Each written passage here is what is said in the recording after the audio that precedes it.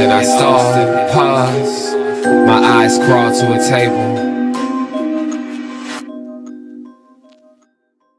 Paralyzed by pairwise dice, then attend to this heaven slice of an angel wrapped in skin. Throw dice and woes of life. Love deprived, looking to revive. What's the meaning of life? One subjective paradise. Crystal chandeliers, motives reflected. Often mirrors appear clear, grinning from ear to ear. Craving and raving and grain, rekindle the flame. Closer she draws near. Stay there, remove your underwear, shove it somewhere over there. In paradise, we know our purpose. In paradise, we know what our worth is. In paradise, we manifest dreams. In paradise, truth is what you can see. Boom, yes it is. The truth is what you can see. Hello everybody and welcome to this edition of the Unpopular Hour. Of course, I'm your host, Matt Clark, and today it is Tuesday. And normally we would be at George's Happy Hog, but since it's cold outside, I didn't want to go to work and then come back this afternoon or have to leave my equipment in the car when it's cold at night going to the Thunder game this evening. So didn't want to do that. Wanted to make sure that everything was the way it needed to be today. So we're going to go tomorrow. That way we can go do the show and then come back. We're going to miss the mac and cheese, but, quite frankly, I'm mac and cheesed out right now because of Thanksgiving, and I'm kind of meated out right now because of Thanksgiving. I've had so much meat. I just want some chicken. You know what I'm saying? I'm tired of ham. I'm tired of turkey. I'm wore out right now on the meat. So, but anyway, I hope everybody's having a fantastic day. The Thunder, of course, tonight we have a huge NBA. In fact, the NBA Cup starts tonight, which is going to be interesting because of the simple fact that we've all been waiting for this to happen. And fortunately, the Thunder did make it to the Cup. Here are the games right now. The first two games. In fact, let me just go ahead and go to the two NBA games. Let me just do it this way. This is easier. You have the Magic and the Bucks. The first game tonight on TNT. That game is at 6 p.m. And the Magic are 17-9, Bucks are 12-11, but the Bucks are winners of their last 7 in a row. So it ought to be really interesting to see what kind of happens there with the Bucks tonight against the Magic, who have been playing really, really, really well. So we'll see what happens tonight with that game. Magic 17-9, Bucks 12-11. Like I said, the Bucks are minus 7.5 point favorites at home over the Magic. And once I said this earlier, is that the Magic winning without Banchero, to me, is such a huge thing as far as what kind of team they have. I mean, if you lose your best player and you can say that you still have above 500. Now, of course, you are in the East, not in the West. So that does matter. I mean, because if you're in the West and you lose your best player, the chances of you doing anything in the West are slim. If the Lakers lose LeBron or AD, they're in trouble. If the Thunder lose SGA, they're in trouble.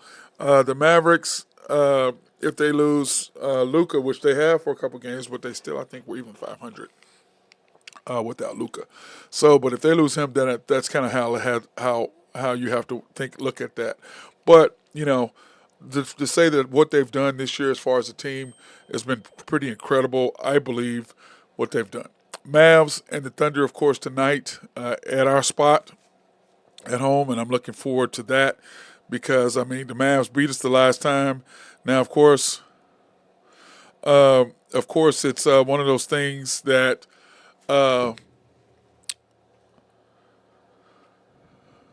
me see. It was one of those things where the Thunder, they did not have Luka, and they have not seen us with iHeart, which makes a huge difference in what we do having Isaiah Hartenstein.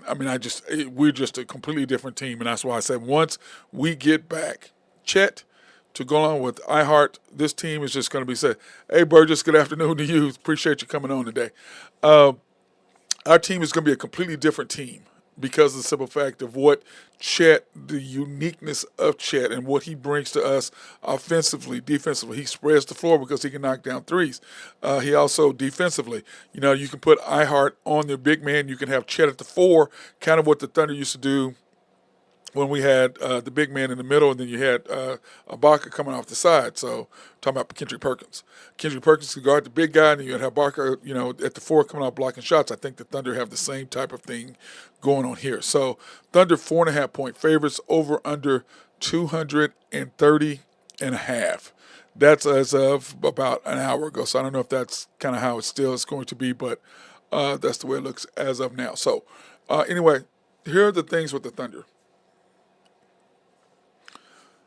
Things are going to depend on several things. One, what kind of start we come out with. Now, the last game, SGA came out and he asserted himself right from the beginning. And our team just loosened up and we just went bam, we just hit him in the mouth. Now, they did come back. We were up 37 and they did come back. And a lot of that has to do with the fact that you're up some 32 points, not 37, 32 points. Or maybe it was 32, I believe is what it was, 32. And you get complacent and you just get to the point where it's just, we're killing these dudes. We're killing these dudes. So how do you stay focused? How do you stay mental? And then, in this NBA, once the team gets on a run and you get into a slump, things change really easily, really quickly. So a lot of that has to do with that. But I think SGA has to get off to a good start to get us going because Luka's going to be coming at us. Now, second thing is that the coach. Don't change your lineup just because we're on TNT.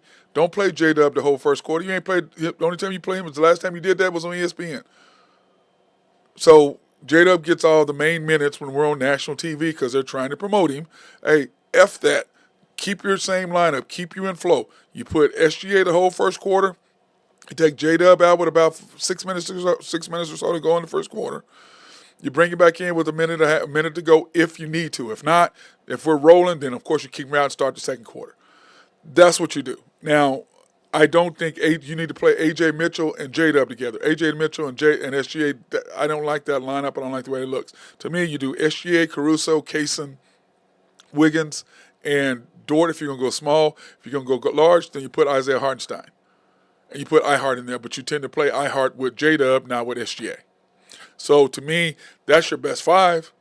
And let's face it, when we make runs, 98% of the time, J-Dub is on the bench. That's a fact. Don't get mad at me for saying this. It is what it is. Go back and look for yourself. Thunder make a run, J-Dub's on the bench. Who's on the court? SGA, Kaysen, Caruso, Wiggins, Dort. If you go a small lineup, that's who's on the court. Now you got a big guy coming in, or, Kendrick Williams, K-Rich. So that's what you do. You put your five in there because we need if you're trying to win, you ain't trying to do nothing different. Don't change your lineups. Don't go through all that nonsense. And please, please, please, don't let Jason Kidd outcoach you again. Because once you start with this nonsense with putting J-Dub in there, taking SGA out, changing lineups so you can promote all this nonsense because you're trying to get J-Dub in the All-Star game. J-Dub's going to be an All-Star. If we finish first in the West by the All-Star break, J-Dub's going to be an All-Star game. Why?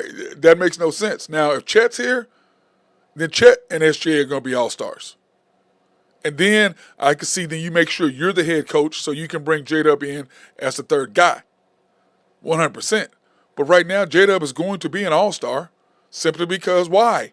We're going to be the number one seed if you do what the hell you're supposed to do. But if you get in and you try to do all your coaching bullshit, where you're playing J-Dub more minutes than SGA. And once again, for the umpteenth thousand effing time, what world do you live in, Thunder, that you play a guy more than your guy who's a two-time first-team, back-to-back all-NBA player, top 5 in the league, and you play somebody more than him? What world do you live in? Oh, you live in a Thunder world where we don't get it. You live in a Thunder world where you want to have this team concept. I want to have a team concept too, but here's our team concept. SGA keeps the ball. Everybody else comes in. That's the world that I live in. Put the ball in the man's hands who shot 61% in crunch time minutes. 61%, and you take the ball out of his hands. Are you really a coach? Are you really a coach? If you're going to try to win games and you take the ball out of a guy whose 61% of the shots he makes are in crunch time and you don't put the ball in his hands, you take the ball out of his hands. Why would you do that? Makes no sense. But that being said, Thunder's defense, Ridiculous. Ridiculous. So let's go look at our stats for this year, okay? Let's go look at the Thunder stats so we can kind of get this team stats. Here we go. Here are the Thunder team stats as of today. Okay, these I'm doing the shooting percentages as well. These are as of today. All right. Number one, Thunder. We're averaging 115.7 points a game, which is 10th in the NBA.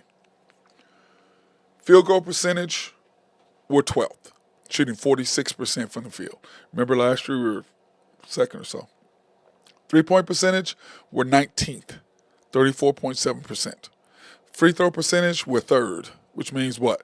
We knock down free throws when we need to, which is very, very important if you're trying to win ball games, okay? Very important if you're trying to win ball games. Assist, we're 14th, middle of the road, which is not bad, 25.9%. Pips, my favorite stat. You know, pips. I love pips. Points in the paint. Love that stats. We're at 9th right now and moving up, by the way. And that steals, our defense is ridiculous. We've been talking about that. 12.1 steals per game, which leads the league. Blocks, we're third. Remember, we were first when Chet. So when Chet comes back, I believe that will go back up. I think because we were averaging, 10? I think when we had Chet, I mean, it was ridiculous what we were averaging between J-Dub, Chet, SGA, Dort, Kaysen, and Caruso. I mean, it's ridiculous, our defense. Okay? Turnovers, taking care of the basketball. Numero uno, important. Take care of the basketball and you turn the other team over. So we're number one in turnovers as far as taking care of the ball, and we're number one in steals as far as stealing the ball from the opponent. Those are huge components. It's another reason why we're number one in the West, okay? Not by a lot, but we are number one simply because those are two main issues. Now, offensive rebounds. We're getting 18 offensive rebounds a game, okay? What does that put us at? 18th. Remember where we were last year? 30th. Okay, 29th to 30th, all of last year. So right there, and that's simply because iHeart getting his hands on balls. Getting his hands on balls. A lot of it, not all of them he gets, but he probably gets 4 or 5, I think, on average, a game. In fact, I'm going to start trying to keep track, of how many offensive rebounds he gets. I want to say it's 3 to 4 offensive rebounds. So 3 or 4 of those are his by himself, but he gets his hands on the balls. And then, of course, second quarter scoring, we're 7th, 29.5. We're 7th in the league, which is top 10. And then, of course, fourth quarter scoring, we're 19th. Now, that's not very good when you look at fourth quarter scoring. But when you look at what we give up for the fourth quarter, we're second in the league. So we're the second stingiest defense in the league in the fourth quarter as far as allowing other teams to score on us. Now, opponents, we're giving up 103 points a game. We're second. Remember, we were at 95 until Chet went down.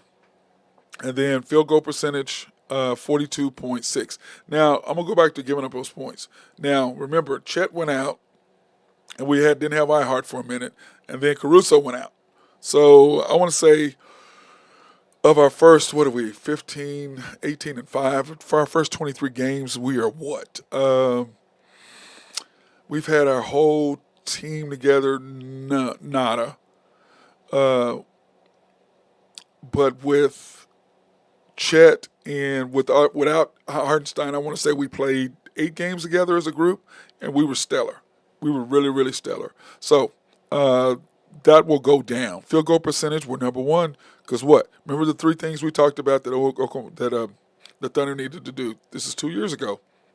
Number one, we need to improve our outside shooting, which we've done. We need to improve our perimeter defense, which we clearly have done the last 2 years. We need to improve inside presence. Clearly, we've done all 3 of those things. Sam Presti has done a fantastic job in doing those things, improving those 3 areas, 100%. 3-point percentage, once again, second. What does that mean? We don't give up a lot of wide open threes. That's what that says. If they're shooting threes, we're covering people up. We're forcing you to shoot either quick shots at the end of the shot clock, or we're forcing you to make shots with contested threes. That's what that stat really, really means. Free throw percentage, we're number one, which I don't know if that has anything to do with us. That's teams shooting 73%. That's all. So I don't know if that's because we're playing teams that can't shoot free throws or what. I don't know how much that really is a reflection of what we're doing or what they're doing. Because it's nice that the fans have those little things behind the goal and swinging around. Guys, that doesn't affect your free throw shooting. Everybody doesn't, but it's a nice effect, and it gives the fans some thought that they really are doing something, but they're really not. But whatever, it's nice. Assists, we're fourth. And what does that mean? That means that we don't give up a lot of assists. That's what that means. That means the teams struggle to get buckets against us, which is why we're number one in field goal percentage, number two in three-point percentage, and number two in points given up because of that stat right there. Only giving up 24.2 assists per game. That's what that means. We got teams doing a lot of one-on-one stuff, which tends to lead to victories. That's exactly what that stat means right there.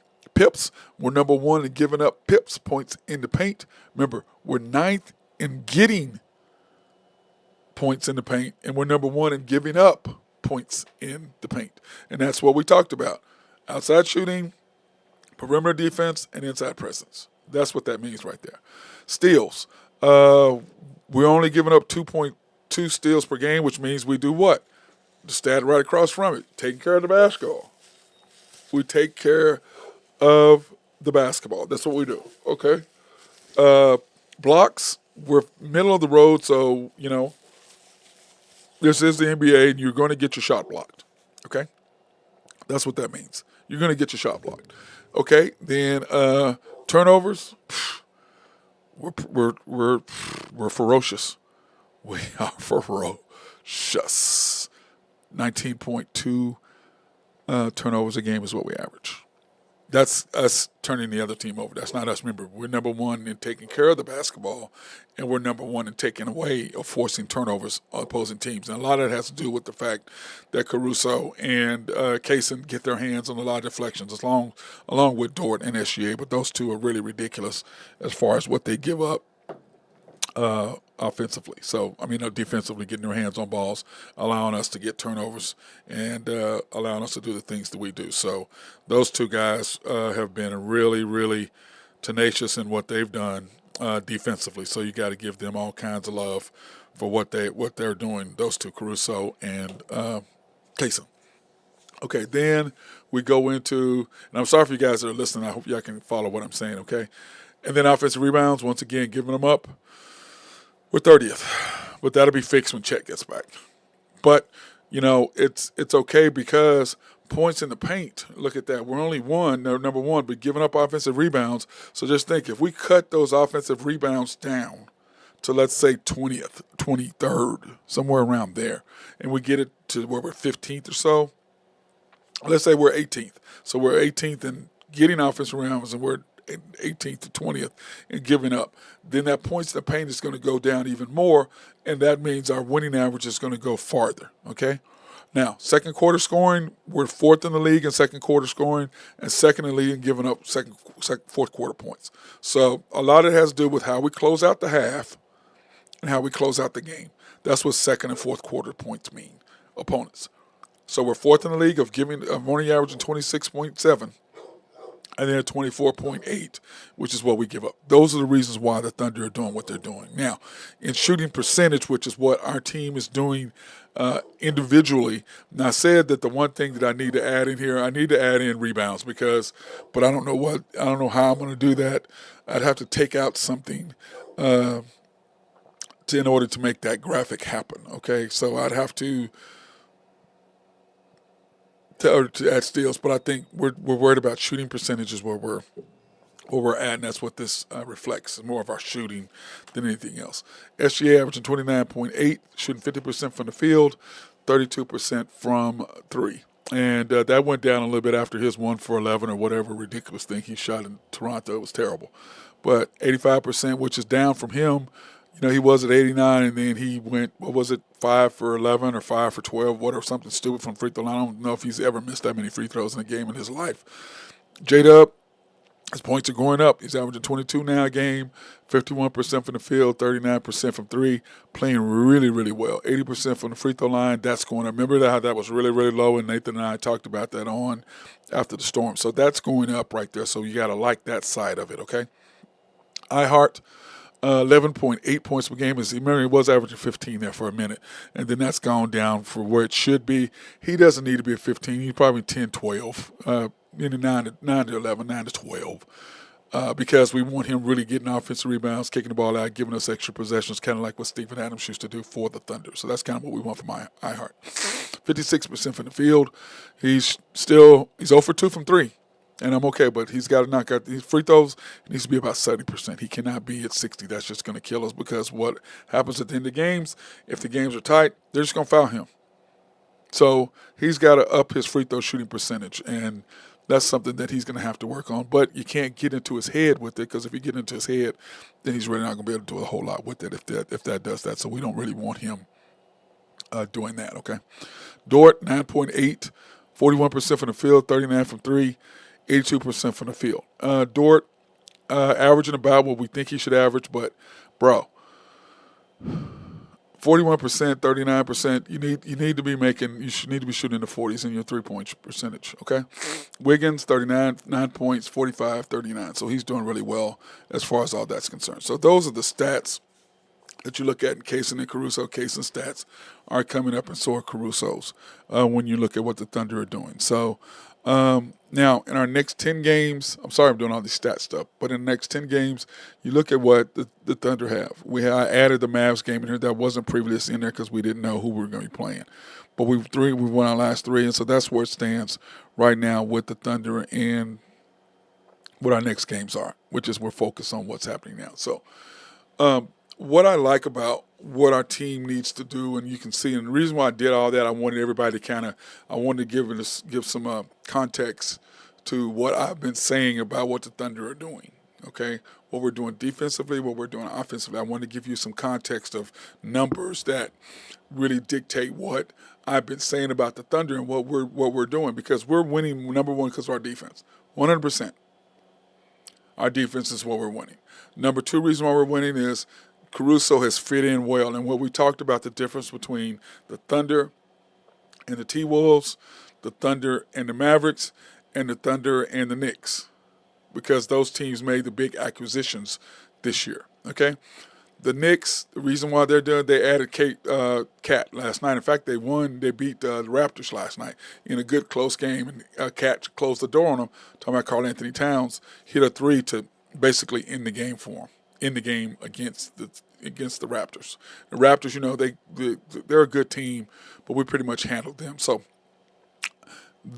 they're incorporating Cat into their system, into their core group, into their to their main group, their main scoring aspect more, okay, and or quicker than what Randall is doing for the T-Wolves.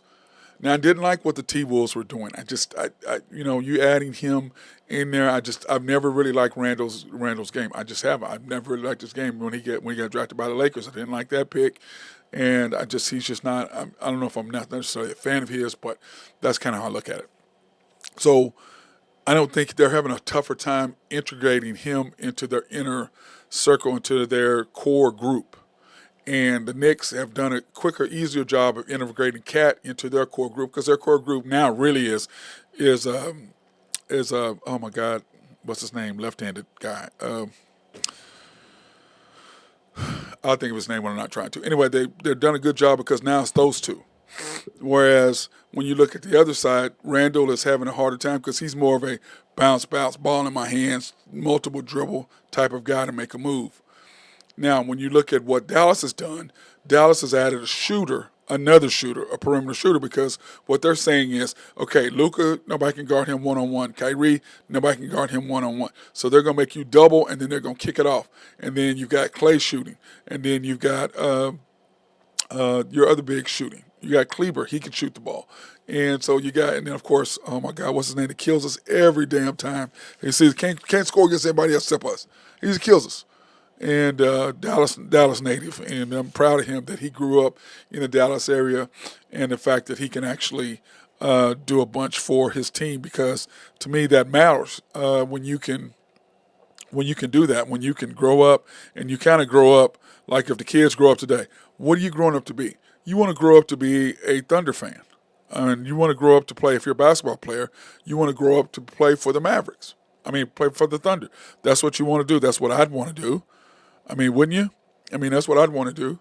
I want to grow up playing for the Mavs because that's where, I mean, for the Thunder because that's where I grew up. And so that's what I'd want to do. So, but anyway, what is his name? You got Spencer Dinwiddie knocking down shots, who's killing us. But where is his name at? That just kills us every time he sees us. Of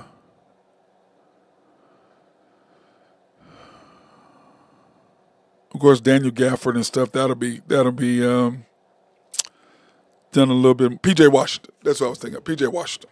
That's what I was thinking of. He just kills us every time he sees us. And remember, he's the one that got the rebound over J. Will. That ordered then the SGA fouled the guy. We called the timeout. All that nonsense. So all of that happened during that time. So P.J. Washington was the one that beat us in Game 6. So we need to. I think what Boston did to Dallas was simple. We're gonna guard Luka 1-on-1. We're gonna guard Kyrie 1-on-1, and then we're gonna cover the shooters. They cut out all the shots that they had been knocking down from the corner and said, we're not gonna give those up. And that's how they beat Dallas. And I think with us, we have to go, okay, because we have the defense to match up. I mean, Luka's gonna do what Luka does. Kyrie gonna do what Kyrie does. But you can't allow P.J. Washington to get wide open threes. You can't allow Clay to get off and start shooting threes. You can't allow Kleber to knock down threes. You have to be able to guard them on the perimeter, okay? Because that's what you got to do to win. Now, on our side, adding out Hartenstein and Caruso, what did that do? It didn't change our inner group at all. So when we made these acquisitions were made on the outside, on the peripheral, because we're saying, look, we need to improve defensively on the wing, which we did with Caruso, and we need to improve offensively on the inside the paint and defensively inside the paint, which is what we did with Hartenstein, which is who Nathan and I both wanted in the first place for Presti to make a move for. So those made all the difference for the Thunder to get what they needed to get to be what they needed to be. Okay. Now that being said, where do we go next? Where do we go next? Well, we go next into the NBA Cup. And like I said, we have Hardenstein to fix this. We have Caruso to fix this. So now, with coming to Dallas, what does that mean? We have somebody to handle Daniel Gafford inside. We have somebody can handle Luka, can guard him as best as he can, or Kaysen as best as he can, because you can put Dort and Caruso, and also Kaysen does a good job as well. More on Kyrie than he does on Luka. Luka's just too big for him. But you can add those and put those together, and you can make them, well, okay, look, we're going to let them we're going to try to keep them in check, but we're not going to let these guys, we double team Luka and he can kick it out for wide open threes. If we cut those out, I think that makes a huge difference for what the Thunder can and cannot do defensively. That's how I look at it, okay? And, excuse me, we have that ability to do that. So with defensively on the perimeter. So to me, hey, you don't allow P.J. Washington to kill us, which he has the last 5 times. You don't allow Kleber to go off.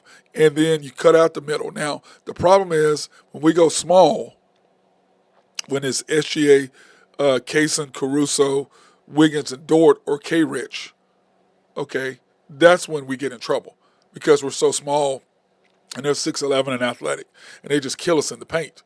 So not having Chet and iHeart on the floor at all times, kind of like what you can do and have J-Dub you can have J-Dub and iHeart if you want that, SGA and Chet together. So you have one big on the floor at all times, which is going to be pivotal for us down the stretch when you can do that. But we have bigs on the court, and then J. Will be back, and you can have J. Will in there as well. But now, to me, the biggest key for the game tonight is Isaiah Joe. If he's knocking down threes and allows us to get those shots off, and he can be consistent, and he's knocking down threes, it's going to free us up. SGA needs to do what SGA does. J-Dub needs to have a good game. But most importantly, the coach needs to understand, don't promote J-Dub to play in the whole first quarter and get us completely out of sync. Burgess 47 says Clay loves playing Oklahoma City. Yes, he does. We were at the game. I was at the game when he had 37 on us. I was there. He killed us. I mean, but he's one of those guys This is why he'll have a. This is why he'll be in the Hall of Fame. Okay, the NBA Hall of Fame. This is why he'll be there. He's one of those guys. When he gets hot, there's nothing you can do. Zero. Okay. Steph, there's nothing you can do. SGA, there's nothing you can do. Jason Tatum, there's nothing you can do. LeBron, there's nothing you can do. There's certain Jokic. I go down a list of guys who there's nothing you can do once they start going. They're going to be in the Hall of Fame, and that's why. When they get going, I don't care what the situation is. I don't care who's guarding them. I don't care what it is. All you can do is hope they miss. Like, what was it, 2011 or whatever, when KD and them had that great game against Kobe and then ran his mouth. He didn't run his mouth, but the media ran his mouth. Okay? And I said, we were talking, we're like, oh, God, I know Randy Wright, the commander, and I were talking about this. We're like, oh, God, no. And Kobe just came back and just killed the Thunder. Killed the Thunder after that. Why don't poke the bear? And what did he say? Kobe said, I was being calm, and then they shook the tree, and the mamba fell out. That's the same thing with Clay. Once he starts going, I don't care who you are. I don't care what defense you got. I don't care who you are. I don't care. He gets going. There's nothing you can do about it, period. And all the guys I mentioned, there's nothing you can do. Once they start going, you can't guard them. They're unguardable. Luka, unguardable. Kyrie, unguardable. Shea, unguardable. Clay, shooting unguardable. He can just butt back and shoot. There's nothing you can do. All you can do is just try to get a hand up and hope they miss. That's all you can do. It's like me playing defense. I know certain guys I played against. All I can do is let me just be physical. Let me get my hand in his face. Because once they, like I teach my kids how to shoot with their eyes closed when they get older. I said, once you get a look at the basket and you're there at your form, after that, then it's all mechanics. Okay? It's all mechanics after that. So once you release the basketball, looking at it is not going to have it go in. Okay? But you get a look on it and you set, and now it's all function. It don't matter if somebody puts their hand in your face. I got my look. Now it's strictly form. And there's nothing you can do. And that's what great shooters do. And that's why I'm looking forward to the game tonight. So that being said, let's take a time to thank our sponsors. I want to thank SRB. If you have needs for engineering, surveying, and planning, hit our guys up over at SRB. They're fantastic. They do a great job over at SRB. Appreciate those guys over there. If you have needs for a water treatment plant and you like clean drinking water in your city or county, hey, hit these guys up. And by the way, who the hell doesn't like clean drinking water? I don't know. I do. Collaborative Logic, if you have needs for computers or software to make your office run smoother, hit those guys up. They love to take care of you. They also do website design as well. Oak Grove Trucking and my guy Jose Fierro, if you have needs for dirt, rock, or sand to be moved, hit my boy up. He'll take care of you. I always try to help my friends out as much as possible. And then, of course, YNB, family owned and operated since 1912. They are the bank that makes things happen. They're an equal housing lender and a member of the FDIC. Proud sponsor for us to go out and support women, minority, and black-owned businesses in the Oklahoma City area. You can pre-qualify online at www.ynbok.com. That's www.ynbok.com. Or you can go to their 5 locations, the main bank at 401 Elm, 66 steps from historic downtown Yukon, Oklahoma. YNB East, which is off the Parkway and US 66 or 39th Expressway. YNB Mustang, 218 North Mustang Road. YNB Parkway, which is off Garth Brooks and I-40. Can't miss it, just south of I-40, right there, Garth Brooks, right in front of the hospital. Can't miss it. And then, of course, YNB Peoples, located on 23rd and Bethany between Rockwell and MacArthur. And, of course, my guy, Jonathan Beakey Triplet, hit my guy up. If you like a custom suit, hit my boy up. I saw that he was down in Houston taking care of Kendrick Perkins the other day. So hit my guy up. Why spend $4,000, $5,000, $6,000 for the suit when you can spend $800 to $1,000? Hit my guy up. He is the dude to talk to over there. Jonathan Beakey Triplet, 405-332-8787. Spend $800,000. Get you a nice suit. That's kind of how I look at it. Get you a nice suit. So that being said, man, last night, I didn't really want to watch the game last night, but I did. I'm not a Dallas Cowboys fan, but at the same time, I ended up watching the game. I was flipping back and forth because I really was watching the Knicks and Raptors since I'm more of a basketball person than a football person. But I can tell you this, what a great game that it was. But once again, the Cowboys, 2020, they block a punt, and then number 27 tries to field the punt, which is okay, but he fielded it on his arms. If you see the ball bouncing, get in front of the ball or get out of the way of the ball. Because once the ball has been tipped, then it's a punt if it travels past the line of scrimmage. If you touch it, then it's a free ball. And what happened? Does it? It's 2020. They go down and score. Game over. Chiefs in the Super Bowl. Chiefs knowing the rules. 49ers not knowing the overtime rules. Chiefs having a plan for what's going to happen. 49ers not. They already had it scripted out. That's the difference between the teams, and that's the difference between the games. So when you look at the stats for the game and what all happened, here are the stats for Monday night. The Bengals, 27-20, they're both 5-8, which is just, you would think that it would be the other way around, that both of them would be 8-5, not 5-8. Joe Burrow, 33 of 44, 369, 3 TDs, 1 interception. Burrow doing what Burrow does. Cooper Rush, not bad. 1638 to 1631, a little over 50%, 183, 2 TDs, 1. He's just a backup. That's what he is. 433 total yards for the Bengals, 322 for the Cowboys. 74 rushing for the Bengals, 156 for the Cowboys. Got to appreciate the fact that they kept the Bengals off the field. And when you look at first down, 17-23, the 2 turnovers killed them.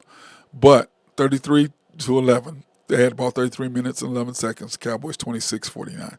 So they kept the ball and they kept it close, but it's the Cowboys. It's the Cowboys. It just is. It really, really is. Now, here are my rankings, my power rankings for the NFL. I did the NBA's the other day, and I'll do them again starting next week on Monday. Here are the power rankings. I have the Chiefs number 1. Everybody has the Lions. Well, to me, the Chiefs, they do what they do. They do what they do to win. I mean, who in the hell saw the game the other day? Chiefs got the ball with 4 minutes to go, down 2, did not think that they were going to keep the ball and either score a touchdown or kick a field goal. Okay? Who didn't believe that was going to happen?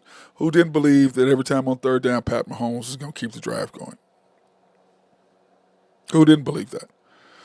Lions, too. I think the Lions are great, but, at some point, you're going to be playing against teams that you're going to have to do something about. And the Lions have a huge game against the Bills this weekend, and we'll go over that here in a little bit, and we'll see what's going to happen with that. Bills are number 3, so those two will be going head-to-head. So we'll talk about that game here in just a minute when we go to the schedule. I've got the Eagles at number 4, and I did have them up a little bit higher, but because of the turmoil that's going in the locker room, I think that's going to affect them quite a bit. Packers 5, Vikings 6, Steelers 7, Ravens 8, Seahawks 9, and Rams 10. That's kind of how we're looking. Now, here's the schedule for this coming week. Thursday night, man, what a hell of a game this is going to be. Rams and Niners. Niners 2.5-point favorites over the Rams. The Rams, the question is, where are they going to be mentally after coming back from the game against the Bills? Where are they going to be mentally? Are they going to be ready for the Niners? That's going to be the question. Ravens, Giants. The Ravens are going to – Giants +4. Ravens are going to kill them. Jaguars and the Jets. The Jets should win. They're 3.5-point favorites, but who knows which Aaron Rodgers you're going to see. I think he's washed up. Cowboys and Panthers, -2.5. The Panthers are playing really well. They're really well. Bryce, I'm glad he's got the right coach and the right situation done. Perfect for him, almost like Baker Mayfield. You sit him down, you get humbled a little bit, you get to watch from the sidelines, and you come back and you do what you need to do. You change coaches too as well. Jets and Jaguars, like I said. Aaron Rodgers, he's LeBron James of football. I mean, I want this, I want that, give me everything I want, and then, no, I'm out. The Commanders and the Saints, the Commanders are fighting for position. I think that's going to be a great game between them. The Saints +7, over under 43.5. Of course, the Bengals and the Titans. The the Bengals are going to kill them. So the Bengals will be 6-8, just right outside the playoffs still, though. Still right outside. Chiefs, Browns, the Chiefs have to win. But the question is, which quarterback is going to show up for the Browns? I don't know which one's he going to be. Which Jameis Winston is going to show up? I have no idea. The really good Jameis Winston or the pick six Jameis Winston? I don't know. I don't know, but I think that game is going to be tougher for the Chiefs than everybody thinks. Plus, it's at 12 o'clock. Dolphins and Texans. Texans need to win really, really bad. The Dolphins need to win really, really bad. They both need to win in order to get a chance to make a playoffs. Because if the Dolphins, they just got to win out. They can't afford to get any losses. They've got to win out and hope other teams lose as well in order to get in the playoffs. But once again, doesn't matter. They're a warm city climate. Colts and the Broncos. Broncos. I like the Broncos. I like Bo Nix. I like what Sean Payton's doing with him. Patriots and the Cardinals, -5. I don't know what the hell my boy Kyler is going to do, which Kyler is going to show up.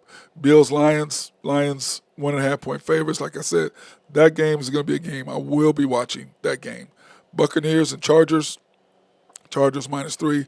I'm going to be interested in that game as well. I like what the Chargers have been doing. They're changing the mentality. I think it's going to be a hell of a game. Plus, I think that they're going to come back out. I like what he's done. He's changed the culture completely of them. Steelers and Eagles. Man, with the turmoil with the Eagles, and man, I don't know. And the Steelers. I mean, what was it I saw the other day? The Steelers have the Eagles, then the Bengals, then the Chiefs. So they're at the Eagles, they're at the Bengals, and they're at the Chiefs. Isn't that crazy? That's just crazy to me when I look at that deal. And, of course, the Packers and Seahawks +3. And then on Monday night, we have the Bears versus the Vikings. I think the Vikings are going to kill them.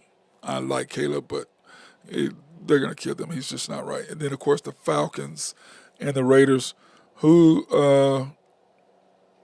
is going to do that with them?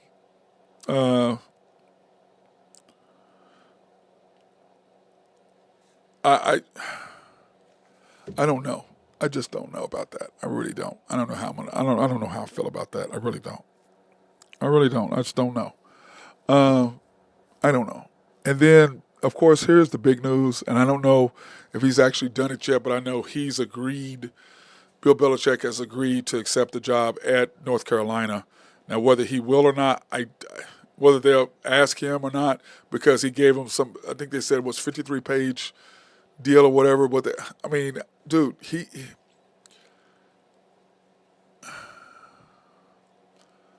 I don't know how to say this without being disrespectful to one of the top 3, 4 greatest coaches in the history of NFL. He's got these rules. Okay, I'll come coach for you, but you're gonna hire my son once I retire. Well, you're gonna retire after 1 year, 2 years, whatever. I don't know. Burgess is saying Seattle's flying under the radar. I agree, Seattle is flying under the radar. Talking about your Seahawks? Is that what you're talking about? Yes, I believe they're flying under the radar as well. But Geno Smith, I have no confidence in him, by the way. Zero confidence in Geno, by the way. Seattle, talking about the Seahawks. I don't have the confidence in Geno Smith. But back to Belichick. For me, he's saying, okay, you got to hire a GM, which I agree. Every college should have a general manager / person who handles all the NIL. Oklahoma State 100% needs one. Take the ball, take the money out of Gundy's hands, out of football's hands, put it in a guy's hands or a woman, whichever. That's their job, is to manage the NIL. Go raise money, find out who the kids are, dish out the money to the best players to get them in, give the players who are already there money. I'm 100% in agreement with that. 100%. Oklahoma State needs one. Take the money out and your job as a general manager of the athletic department, which is the athletic director is supposed to be doing that, but I think the better thing is to give a general manager, a person whose job is that, which was the athletic director.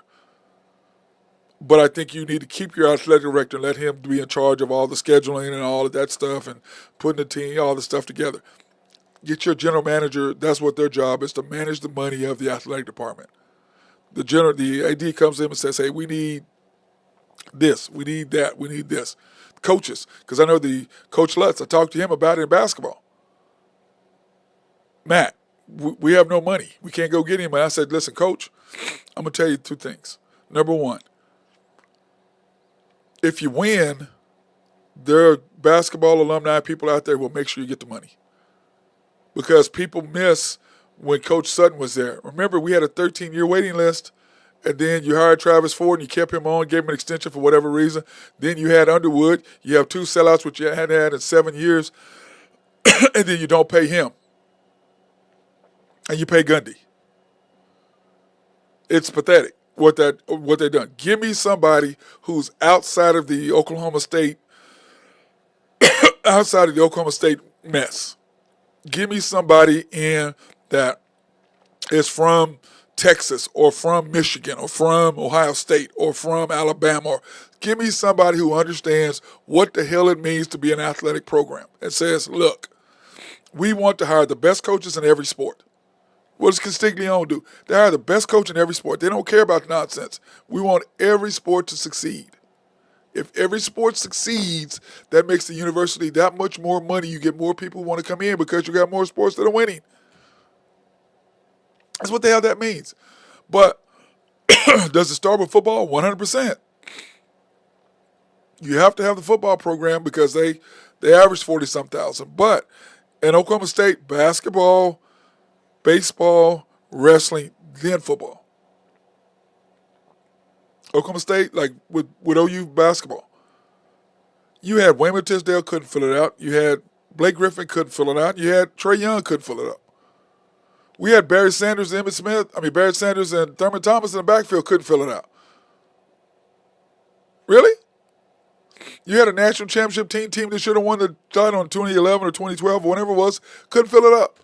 OSU is not a football school. OU is not a basketball school. No matter how good you are, you're not going to sell out their rent. You're not. You're not. People, that's not what they're there for. They're there for something else. So embrace who you are and what you are. Give me somebody who's outside of the program, who doesn't have this mentality. Bring me somebody else who's outside and goes, look, I'm going to turn this mentality. I'm going to change the culture. That's the best way to put it. Change the culture. And I'm an Oklahoma State guy. Clearly, everybody knows that. But change the culture of the people there.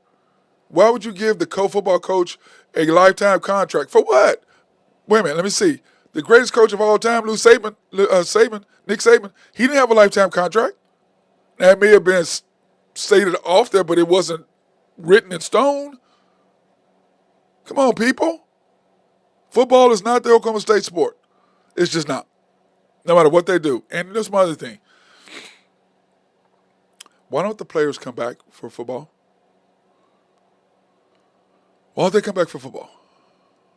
OU, I've been to many OU games. I see former players on the field. I see OSU football players don't come back to Stillwater. Why is that? Why is that? Something to think about.